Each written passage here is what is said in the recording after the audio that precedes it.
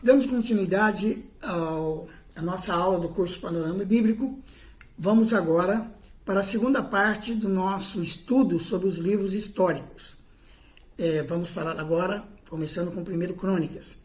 Mas antes, eu gostaria de deixar para você uma palavra de incentivo. O nosso trabalho, através da Missão Palavra Viva, é levar até você a Palavra de Deus, na forma de cursos, na forma de mensagens curtas. Nós temos todo um trabalho de disponibilizar vídeos no canal Palavra Viva, aqui no YouTube, mas também nós enviamos mensagens pelo WhatsApp. Nós temos a página no Facebook, também chamada Palavra Viva, e temos também uma página só para líderes, Tadel, Treinamento de Líderes. É uma página que nós elaboramos há alguns anos, somente com a intenção de trazer palavras, orientações, vídeos sobre liderança. Então, se você tiver interesse, vá até a minha página pessoal no Facebook. Você pode digitar lá Edilberto Pereira Luz e você entra na minha página, e da minha página você pode fazer a busca para Tadel ou Palavra Viva e você terá acesso, né, às nossas fanpages, ok?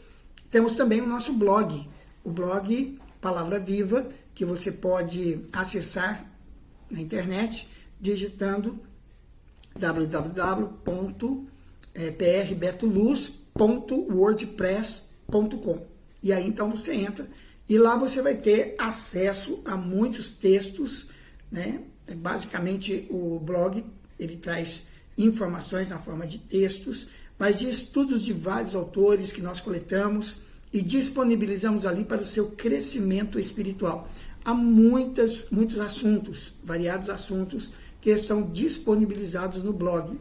E nós mantemos essas portas de acesso para que você possa ter o máximo de informações que nós podemos disponibilizar para você. E se você gostar desse vídeo, por favor, dê o seu like e também inscreva-se no canal, para que você possa estar recebendo as informações acerca dos últimos lançamentos, ok? Pois bem, vamos falar então do livro de 1 Crônicas, cujo autor é desconhecido. Alguns pensam que foi Esdras que compilou os escritos de Samuel, Natã e Gade, mas a maioria dos autores desconhecem quem foi o real autor do livro. 1 e 2 Crônicas são livros só na Bíblia hebraica. Apenas nas Bíblias protestantes e católicas é que os livros são separados. A divisão deles em dois livros vem da Septuaginta. Então, as versões que são baseadas na Septuaginta, evidentemente, já trazem os livros, né, separados, 1 e 2 Crônicas. A palavra crônica significa relatos, porque está relatando a história de Judá e Davi até o cativeiro. Desconhece-se quem possa ser o cronista com toda certeza, mas alguns estudiosos acham que Esdras compilou esses dois livros. Eles pensam que as crônicas foram escritas durante o tempo de Esdras e que ele escreveu também o livro de Esdras. 1 Crônicas 6:15 e 9:1 deixam claro que esses livros foram escritos depois que Israel e Judá foram levados cativos. Também o pregão de Ciro, em 2 Crônicas 36, 23 a 24, mostra que foram escritos depois do rei Ciro. A data do livro, então, cairia em torno de 450 a 435 a.C. As crônicas dão ênfase para o templo, e por isso o sacerdócio levítico tem proeminência. É por isso que as crônicas dão a história de Israel, começando com Davi, Salomão e depois de Judá só. Porque o templo ficou em Jerusalém, de Judá. As crônicas fazem a conexão entre Samuel e Reis com Esdras e Neemias, quando a cidade de Jerusalém e o templo em Jerusalém foram reedificados. 2 Crônicas continua a história que é contada em 1 Crônicas.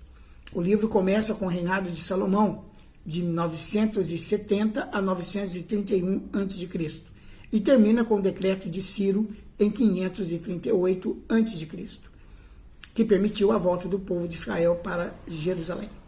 Depois da morte do rei Salomão, a nação se dividiu em 2 reinos, o reino do norte e o reino do sul. Isso está lá no capítulo 10 de 2 Crônicas. Daí em diante, conta-se a história do reino de Judá, até a queda de Jerusalém. Durante esses 345 anos, o reino teve 19 reis e uma rainha. Todos eles descendentes do rei Davi. O livro termina falando sobre o decreto de Ciro, rei da Pérsia, que deixou que os judeus voltassem para Jerusalém e reconstruíssem o templo. O livro de Esdras está ligado ao livro de Neemias. E embora nas Bíblias mais atuais os livros de Esdras e Neemias apareçam como livros distintos, no texto hebraico e na Septuaginta, que é a tradução do Antigo Testamento em grego, eles constituíam um só livro. A divisão em 2 livros foi provavelmente uma inovação da igreja cristã. Orígenes, 135 a 253 a.C., foi o primeiro autor de que se tem informação a fazer distinção entre eles, a quem chamou primeiro Esdras e segundo Esdras. Por constituírem originalmente 2 partes de uma só obra, devem ser estudados juntos como um único livro. Outro fato que chama atenção é que não se tem tanta certeza se, além disso, os livros devem ser considerados parte integrante da obra do autor do livro de Crônicas. Esdras, cujo nome significa Deus é auxílio, era sacerdote, um dos judeus deportados para a Babilônia, que tornou-se conselheiro do governo persa para negócios judaicos. Era como se fosse um ministro de relações exteriores, né? Ele fazia um trabalho diplomático. A história cujos fatos se narram neste livro consta de 2 partes separadas por um espaço de tempo de 58 anos, incluindo todo o reinado de Xerxes. A primeira parte, que termina no capítulo 6, versículo 22, contém a história dos que voltavam da Babilônia e trata da reedificação do templo, a qual tinha sido determinada por um decreto de Ciro. Isso pode ser conferido lá em 2 Crônicas 36, de 22 a 23, no ano 536 a.C. Desculpe. A segunda parte, que é a partir do capítulo 7, versículo 1, contém a narrativa da jornada de Esdras a Jerusalém.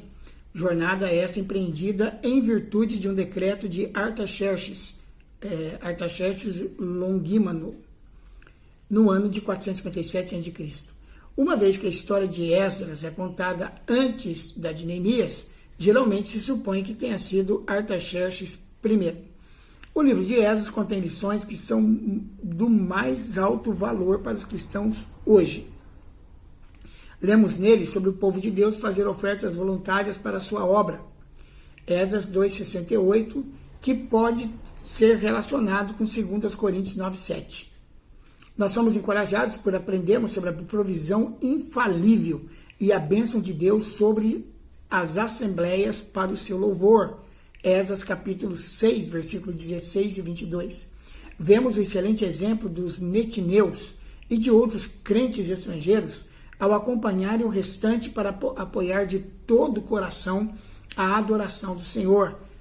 2:43 e 55. Considere também o humilde arrependimento do povo quando aconselhado sobre seu proceder errado de formar alianças matrimoniais com vizinhos pagãos. Capítulo 10, versículos 2 e 4. Más associações acarretam a desaprovação divina. Capítulo 9, 14 e 15. O zelo alegre pela sua obra resultou em sua aprovação e bênção. 6, 14, 21 e 22. O livro de Neemias é o último da categoria dos históricos do Antigo Testamento, que narra o retorno dos exilados judeus que voltaram do cativeiro na Babilônia. Neemias registra os 3 retornos a Jerusalém, enquanto Esdras narra os acontecimentos dos 2 primeiros retornos ocorridos entre 538 a.C. e 457 a.C. Contudo, em ambos os livros é possível perceber a importância do renovo espiritual e a consagração a Deus e a sua palavra. Esses dois homens de Deus foram contemporâneos. Neemias servia de copeiro do rei Artaxerxes na corte real, enquanto desenvolvia seu excelente trabalho, soube que seu povo estava vivendo miseravelmente em Judá. Após um período em jejum e oração e lamento, o Senhor Deus criou oportunidades e inclinou o coração do rei a permitir que Neemias fosse a Jerusalém para ajudar o seu povo. Ele, com certeza, é um grande exemplo de servo de Deus, líder e amor ao próximo. Abriu mão do conforto da corte para se expor a diversas tribulações durante a reforma. O livro de Esdras e Neemias mostram fidelidade de Deus em cumprir a sua promessa, feita a Jeremias muito tempo atrás. Esdras capítulo 1, versículo 1, pode ser comparado com Jeremias capítulo 29, versículo 10. Contudo, a restauração ocorreu apenas parcialmente, pois Israel não alcançou a posição de um reino independente, como acontecia antes do exílio, mas permaneceu como província do Império Persa. E finalmente nós chegamos ao livro de Esther.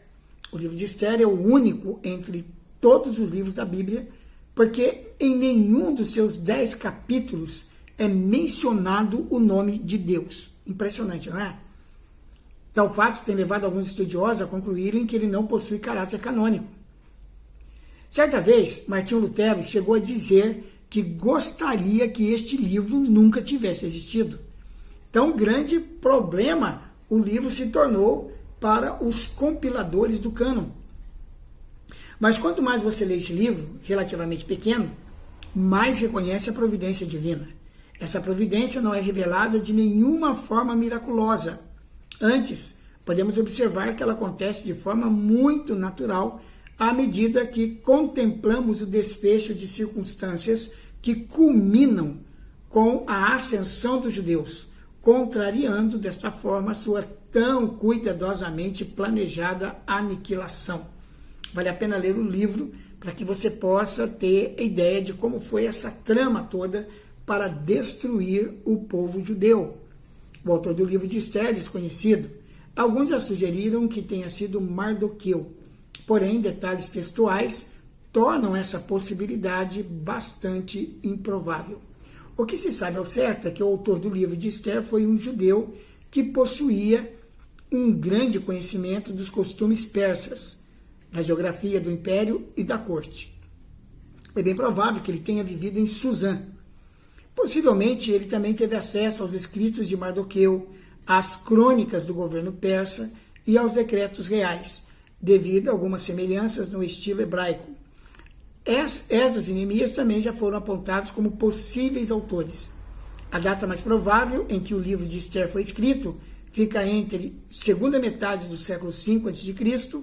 e o início do século IV a.C. O propósito principal do livro de Esther é explicar a origem da festa do Purim e estabelecê-la como memorial oficial do grande livramento que Deus concedeu ao povo judeu durante o período em que tiveram sob o domínio persa. O livro de Esther ensina alguns princípios fundamentais para a nossa vida cristã. Nele aprendemos que, em determinados momentos, o povo de Deus sofre intensas perseguições de seus inimigos. Porém, Deus preserva o seu povo durante os períodos difíceis. No livro de Esther também, aprendemos que, como povo escolhido do Senhor, devemos exaltá-lo por todas as suas maravilhas. Devemos permanecer fiéis a Deus, esperando sua provisão a nosso favor, confiando que ele derrotará definitivamente todos aqueles que se levantam contra a sua obra. E assim terminamos os livros históricos, 12 livros. Essa é apenas uma panorâmica. Vamos estudá-los com mais profundidade durante o nosso curso. Na sequência, nós vamos falar sobre os livros poéticos. São 5 livros: o livro de Jó, o livro de Salmos, o livro de Provérbios, o livro de Cantares e o livro de Eclesiastes, né? São 5 livros poéticos, também chamados de livros sapienciais. Isso vai ficar para a nossa próxima aula. Eu quero agradecer a você que está nos acompanhando, não somente através dos vídeos, mas aqueles que participam conosco dos vários grupos que nós temos estudando o panorama bíblico na cidade de Londrina. O meu agradecimento a todos vocês que nos auxiliam, que apoiam o nosso trabalho, quer através de suas orações, quer através das suas ofertas, do seu apoio pessoal, nos encorajando a continuar com esse projeto. Agradecemos também a todos aqueles que mandam suas mensagens de incentivo nos comentários, aqui mesmo no YouTube, e também através do WhatsApp, através do Facebook. Muito obrigado. Somos muito gratos a todos vocês, porque é graças ao seu incentivo, às suas orações e também às suas ofertas que nós podemos continuar a desenvolver esse trabalho. A Missão Palavra Viva, além de proporcionar os estudos para os diversos grupos que nós atendemos, também atende a igrejas com vários seminários. Nós temos seminários na área da guerra espiritual, aliás, até lançamos um livro que pretendemos trazer aqui também no canal, o estudo deste livro sobre guerra espiritual, o que todo cristão precisa saber sobre guerra espiritual. Damos esse estudo também em pequenos grupos, em Londrina, e também oferecemos na forma de seminários às igrejas que se interessarem. Se você é pastor, se você é líder de uma comunidade, uma pequena comunidade, ou uma grande igreja, isso não importa para nós, nós teremos imenso prazer em atendê-lo. Basta você entrar em contato conosco através do número 43999319481, que também é o nosso WhatsApp, certo? Ou, se preferir, você pode ligar para o nosso número fixo, que é 4333261107, ou mesmo entrar em contato conosco através do Messenger ou dos comentários no Facebook. Estamos aí para servi-lo. Além do curso de guerra espiritual, podemos oferecer também à sua igreja o curso As 4 Chaves que Abrem as Janelas dos Céus e também o curso Declarando Guerra a Mamon, que é o nosso trabalho na área de finanças. Também podemos oferecer à sua igreja um treinamento na área de liderança. Se você tem uma igreja em células, temos treinamento para libertadores, que tem o objetivo de ajudar líderes de célula e ministros de intercessão a trabalhar na área de libertação. Temos um ministério de libertação que já vai para mais de 30 anos. Então, queremos compartilhar com você a nossa experiência e também os ensinamentos que o Senhor nos trouxe através da sua palavra, porque nós entendemos que todo ministério bem-sucedido deve estar baseado e sustentado pela palavra de Deus. Então você pode entrar em contato conosco e nós teremos imenso prazer de visitar a sua igreja e levar um dos nossos seminários. Temos outros assuntos e na medida em que nós vamos aqui conversando nos nossos cursos, nós vamos estar informando você a respeito daquilo que temos. Estamos lançando um novo livro chamado Doenças do Nosso Século, uma série de mensagens a respeito de várias doenças que afetam a igreja contemporânea, mas que podem ser tratadas. Doenças do nosso século, você pode vencê-las. Vamos disponibilizar em breve esses estudos aqui também. E nós queremos encorajá-lo a adquirir, né? Ainda está num formato de revista, porque ainda estamos escrevendo o livro, isso é apenas um manuscrito, e se você quiser nos ajudar, dando a sua opinião, você pode encomendar também através dos nossos contatos, ok? Que Deus o abençoe e que conceda a você muitas bênçãos nesses próximos dias. Senhor, eu quero abençoar os nossos alunos que estão ligados com essa programação, que o Senhor possa derramar sobre cada um deles aquela bênção específica que cada um tem buscado do Senhor. Eu quero declarar que ao ouvir esses estudos, que por enquanto ainda tem um aspecto um tanto quanto técnicos, porque estamos avaliando os livros, eu quero pedir que o Senhor derrame graça, unção, convencimento de pecado, transformação de vida para cada um dos alunos que acompanham os nossos cursos. Que o Senhor nos abençoe com o derramar de uma grande bênção sobre as suas vidas. É o que te peço e te agradeço em nome de Jesus. Amém. Grande abraço a todos. Até a nossa próxima aula, quando vamos conversar sobre os livros poéticos. Fique na paz do Senhor Jesus.